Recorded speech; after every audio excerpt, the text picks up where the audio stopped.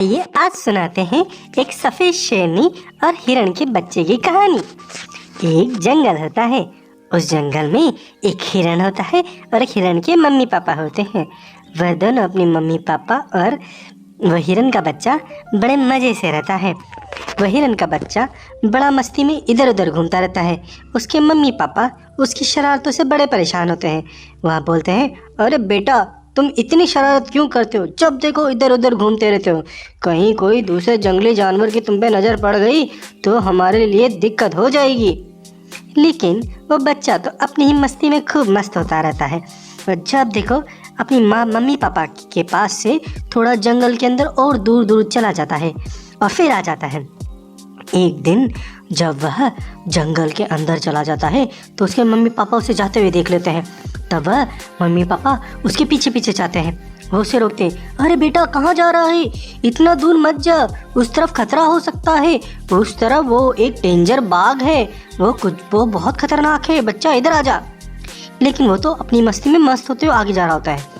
लेकिन जैसे ही वो जाता है तब सामने वही जंगली और डेंजर बाघ आ जाता है। तब उस बाघ को आता हुआ देख के वो बच्चा तो एकदम सहम जाता है और डर जाता है और वहीं पे रुक जाता है। उसके पैर ही नहीं हिल पाते। तभी उसके मम्मी पापा वहाँ पहुँच जाते हैं। मम्मी पापा उस खतरे को भांप लेते हैं। वह बाघ और अपने बच्चे के बीच में आ जाते हैं। फिर उसकी मम्मी बोलती है, बेटा, तू उधर चुपके से उस पहाड़ी के पीछे चला जा, हम अभी आ जाएंगे थोड़ी देर में। बच्चा अपने मम्मी पापा की बात सुन के उधर दूर चला जाता है। तभी बाघ उन दोनों पे अटैक कर देता है। वो बोलता है, क्या बात है, अभी कोई छोटा हिरण का बच्चा मिल रहा था लेकिन वो पता नहीं कहाँ चला गया, लेकिन यहाँ पे उसकी जगह पे 10 तंदुरुस्त तरुण हिरण मिल गए। आज तो डिनर हो गया मेरा मस्त। उसके बाद उन दोनों हिरण में और बाघ के बीच में लड़ाई होती है। लेकिन बाघ बहुत ताकतवर होता है। वह दोनों हिरण माँ और पिता को दोनों को मार देता है और उन दोनों को खा जाता है। वो जो हिरण का बच्चा होता है वो पहाड़ी से दूर से ये चीज़ देख रहा होता है और फिर वो वहाँ से चला जाता है। वो बहुत दुखी हो जाता है। वो बोलता है, मेरे माता पिता मेरी वजह से मारे गए, मेरी गलतियों की वजह मेरे माता पिता को क्यों मिली। वो इस तरह से जंगल में घूम रहा होता है। तभी रात हो जाती है। वह एक जगह पे रुक जाता है। उसे थोड़ी देर में नींद आ जाती है। वह नींद में अपने माता पिता को देख रहा होता है।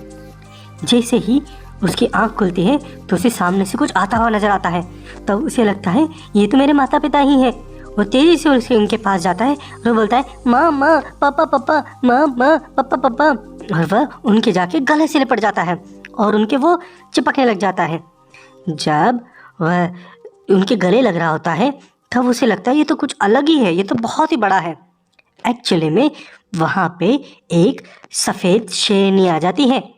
वह सफ़ेद शेरनी का भी बच्चा किसी बीमारी की वजह से अभी गुजरा होता है। उस शेरनी को इस तरह से बच्चे के अपने द्वारा लिपटने पे उसकी ममता जाग जाती है। उसके अंदर माँ की करुणा जागृत हो जाती है। वह उस बच्चे को और अपने से गले लगा देती है और फिर वह बोलती है, क्या हुआ बेटा, तुम इतने डरे हुए क्यों हो? जब वो शेरनी की आवाज़ सुनता है वो समझ जाता है कि ये तो कोई बड़ा जानवर है और फिर दूर हट के देखता है। तब वो ध्यान से देखता है तो उसकी तो आंखें फटी की फटी रह जाती है। वो बोलता है, अरे ये तो सफ़ेद शेरनी है, बाप रे, अब तो मैं गया। वो शेरनी को बोलता है, शेरनी प्लीज़ मुझे मत खाओ ना, अभी मेरे ऊपर बहुत बड़ा संकट आया था।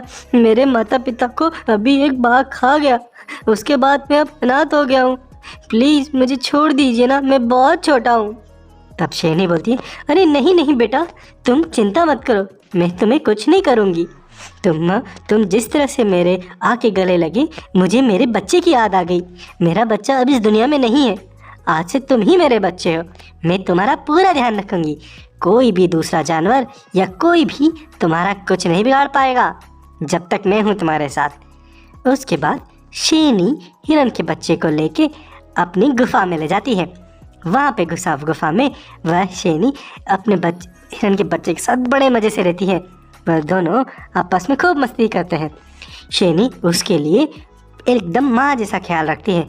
उसके लिए जब देखो खाना खाना लेके आती है, प्लस उसे शेरों की, बाघों की चालाकियाँ और उनसे बचने के तरीके भी सिखाती है। धीरे धीरे इस तरह से टाइम बीतता रहता है। फिर वह जो हिरन का बच्चा होता है वह बड़ा हो जाता है, पूरा एक वयस्क हिरन बन जाता है। अब वही वाला पुराना बाघ उस जंगल में फिर से आता है। वह उसकी नज़र उस हिरन पे पड़ती है। वह सोचता है, अरे कितना बढ़िया हिरन है, आज तो मैं फिस्को खा के ही रहूँगा, हा हा हा। वह हिरन जब वहाँ पे घूम रहा होता है तो वह बाघ उसके सामने आ जाता है। वह बाघ उसको बोलता है, अरे ओ हिरन, आज तो मैं तेरे को खाऊंगा, हा हा हा। लेकिन ये हिरन अपनी सफ़ेद शेरनी माँ से ट्रेंड हुआ होता है। उसे बाघ की सारी चालाकियाँ पता होती है। वह बाघ को बोलता है, अच्छा बाघ, तुम मुझे खाएगा, चल आजा मेरे पीछे। फिर वह हिरन इधर कूदता है, उधर कूदता है, ऐसे भगाता है, बाघ को भगा भगा के ही परेशान कर देता है। और फिर वो एक पत्थर पे चढ़ जाता है और नीचे बाघ होता है, वो हाँफ रहा होता है। तब हिरन बोलता है, अरे ओ बाघ, क्या हुआ, थक गए? इतनी सी थी तुम में पावर, अब तुम बूढ़े हो चुके हो, चलो अब वापस से मेरा पीछा करो, आ जाओ आ जाओ। इस तरह से बाघ को वो हंसी ठिठा करके वहाँ से चला जाता है। और फिर ये बात जंगल में फैल जाती है कि इस बाघ को तो एक हिरन ने ही चकमा दे दिया, एक शेर ने ही उसे पस्त कर दिया। तब सारे जंगली जानवर बाघ की खिल्लियाँ उड़ाने लग जाते हैं। ये बात बाघ के कानों में पड़ती है तो बाघ तो गुस्से में ही लाल पीला हो जाता है। बाघ बोलता है, अरे इस हिरन ने तो मेरी बहुत बदनामी कर दी, इस हिरन को अब तो मैं बिल्कुल नहीं छोड़ूंगा। फिर बाघ उस हिरन पे नज़र रखने लग जाता है। बाघ को फिर पता चलता है कि ये इसको ट्रेन एक सफ़ेद शेरनी ने किया है। तब उसे समझ में आता है, अच्छा तो इसको इस शेरनी ने ट्रेन कर रखा है, इस शेरनी के साथ इसका बहुत अच्छा रिलेशन है, इस शेरनी ने ही इसे हमसे भागना और हमसे बचने की तरकीबें सिखाई हैं। अब इसको इस तरह से नहीं मारा जा सकता, कुछ ना कुछ तरीका ही निकालना पड़ेगा, इसे फंसा के ही मारना पड़ेगा। इस तरह से बाघ उस पर हमेशा नज़र रख रहा होता है। एक दिन जब शेरनी जंगल में खाने के लिए जाती है और वह गुफा के अंदर ही होता है, तब बाघ मौका पाके गुफा के अंदर घुस जाता है। अब हिरन के लिए भागने का कोई दूसरा रास्ता नहीं होता, वह गुफा के अंदर फंस जाता है। बाघ उसके पास आता है, बोलता है, हा हा हा, अब बोल तुझे अब कौन बचाएगा, अब तू कहाँ भागेगा, खुले मैदान में तो तू इधर से उधर भाग जाता है और बच जाता है, लेकिन अब ये तो बंद गुफा है, इसमें तो अब कहाँ बचेगा, अब तुझे मेरे शिकार से कोई नहीं बचा पाएगा, हा हा हा। तब हिरन को लगता है, अरे ये क्या, मैं तो फंस ही गया, लेकिन अब मुझे इससे लड़ना ही पड़ेगा। कोई नहीं, लड़ते लड़ते अगर मेरी जान चली गई, लेकिन मैं अपनी आखिरी सांस तक लड़ूंगा इससे।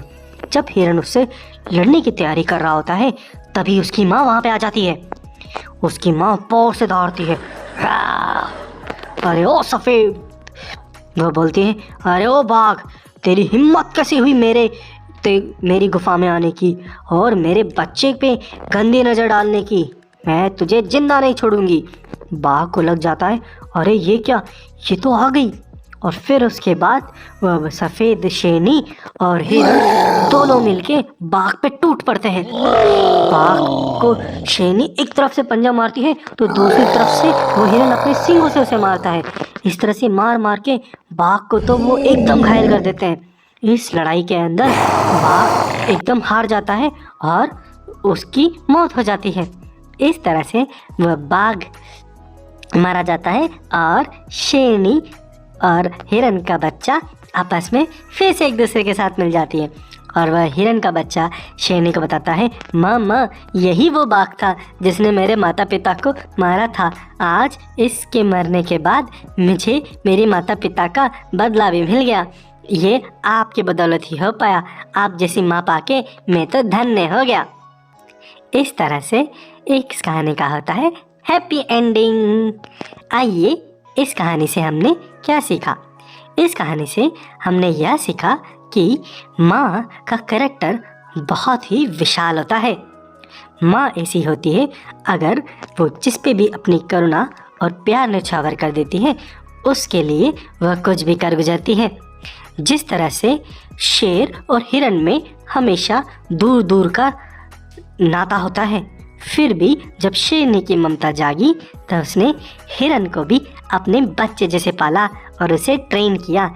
इसलिए तो कहते हैं इस दुनिया में सबसे शुद्ध और सबसे पवित्र माँ का प्यार होता है। उससे बड़ा प्यार दूसरा कहीं नहीं होता। इसीलिए अपनी माँ का सम्मान कीजिए और उन्हें बहुत प्यार करिए। हैप्पी।